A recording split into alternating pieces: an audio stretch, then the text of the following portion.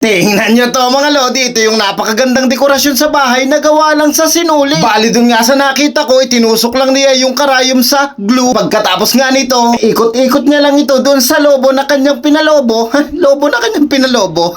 At nang natapos nga siya, ay pinatigas niya ito at nilagyan niya ng ilaw. At talaga namang napakaganda ng naging resulta. Wow, gawin din natin yun. Kaya naman naghandaan agad na ako ng aking kailangan. Eto nga't yung karayom na meron ng sinuli. Tinusok nga lang pala ito dito sa gitna ng glue. Pagkalampas nga nito, hinila ko na yung ating karayom. Tinanggal ko na nga ito kasi sinulid lang naman ang ating gagamitin dito. Dahil okay na nga yung ating sinulid, eto naman, magpapalobo ako ng lobo. Talagang magpapalobo ng lobo. Hihipan ko na pala yung ating lobo. Tapos kung ang hipan yung ating lobo, eto na, atin ang ipupulupot yung mga sinulid dito sa ating lobo. At ganun lang ng ganun ang ating gagawin. Paulit-ulit lang hanggang sa ubos ang sinulid na ating gagamitin. Sa una nga ay ako'y nahihirapan dyan kasi ayaw dumikit ng glue. Tapos yung ating sinulid ay laglag ng laglag sa lamesa. Ay talaga namang napakakulit. Napakadali lang naman itong ating gagawin. Kaya nga ang nakakangalay mga lodi. Pero okay lang naman to sa akin basta maganda ang kalalabasan ng ating gagawin. Makakagawa tayo ng lantern na napakaganda daw sa ating bahay. At gawa nga lang yun sa sinulid. Kung mapapansin nyo nga sa unang bahagi ng video ay hindi ko na inilagay yung aking napanood. Ay alam nyo naman kung bakit mga lodi. Basta kung anong ginagawa ko dyan ay yun din ang ginawa nung aking napanood mga lodi. Mas magaling nga lang yung napanood ko sa akin. Syempre gaya-gaya lang nga tayo di ba? At dahil nga sa paulit-ulit ang aking ginagawa, kung akala nyo lang ay okay na okay ako dito, pero sa totoo lang ngalay na ka mga lodi.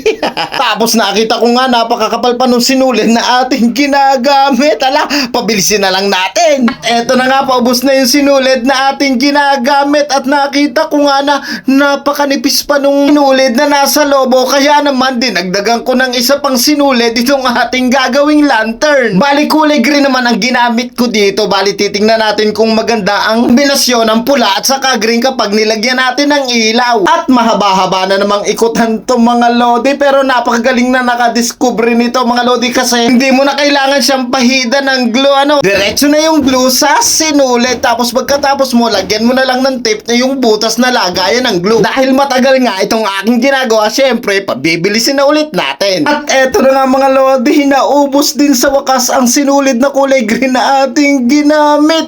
At yung mga lodi, at eto na nga dalawang sinulid ang ginamit ko dito. At ang gagawin natin ngayon, patitigasin na lang natin yan, yung dulo.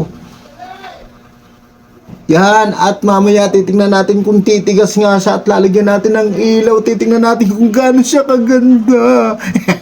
Okay, patigasin muna natin to. At para nga mabilis itong tumigas, syempre sinampay ko muna ito sa labas. At makalipas nga ang ilang oras ito, kuhanin na natin. Ito na nga mga lodi, at eto na nga, at kinuha ko na. Sana lang magaya natin yung dun sa napanood ko.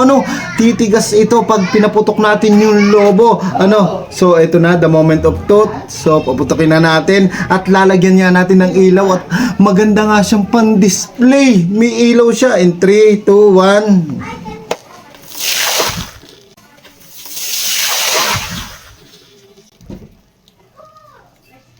Ayan, mga lodi. So ang gagawin na lang natin, igaganito na lang natin. Ayan! Galing! So doon sa mga napanood ko, ganito nga ginagawa. So hinuhulma na lang nila ulit pabilog. So ayusin ko lang ito mga lodi.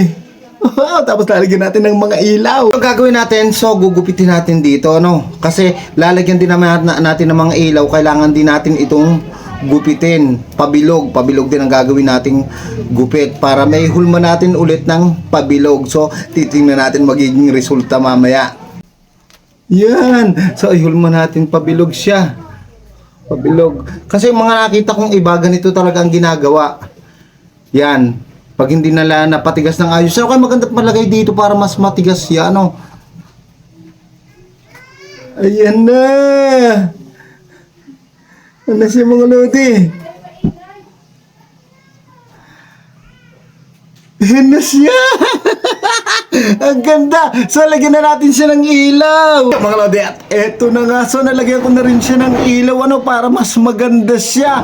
Mas maganda siyang i-display kung saan man dito sa bahay mo ilagay. Ano, pero mas maganda ito nakasabit. Lalagyan pa dito ng pansabit, mga lodi. Mas maganda. So, eto, the moment of Tot, eto na, tingnan natin kung anong itsura niya.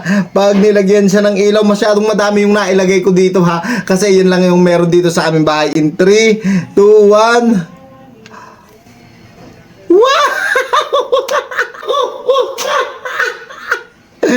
Oh mga lodi, ang ganda niya! Oh! Lalo na pag inilayo ko. Ala, ang ganda! Kapakita ko sa inyo ng ayos. Ang the moment of truth natin in 3, 2, 1. Ayan na siya, mga lodi. Oh. O, diba? Ang ganda niya. Oh, mga lodi, oh. Pwede mong gawaan, pwedeng gumawa ka ng madami at lagyan mo ng ganan. Yun nga lang akin, napadami yung lagay ko ng ilaw. Pero pwedeng kaunti lang dyan ilalagay mo sa palibot.